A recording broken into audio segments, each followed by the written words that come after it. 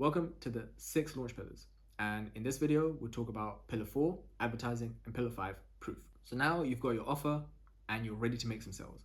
But to your surprise, people are not just rushing up to you, ready to hand you their money. So what's going on? Start with pillar 4, which is advertising.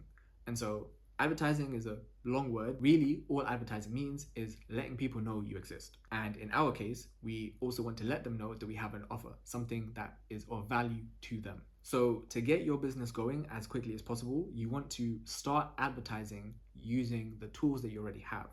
And that means reaching out to people that already know you. You might think, well, I don't know that many people. I'm not going to make enough sales. Don't worry about it. Right now, we're just advertising to test. That flows into pillar 5, which we'll talk about in just a second.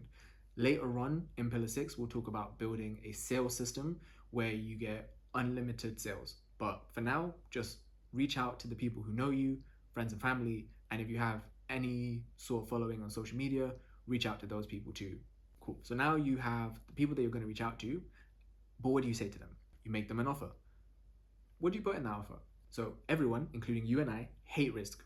And right now, your business looks like risk limited because you've taken an idea, right? Something that was in your brain, pulled it out into the real world, and that's your product.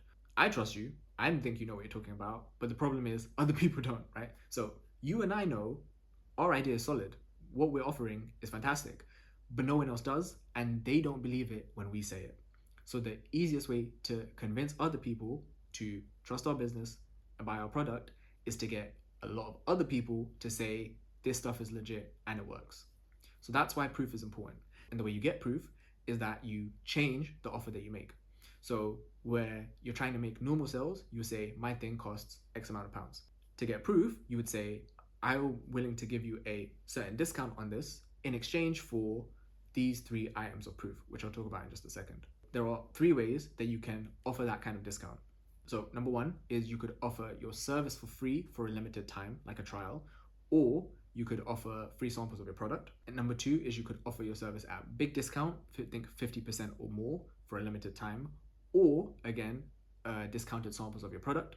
And number 3 is you could add a guarantee.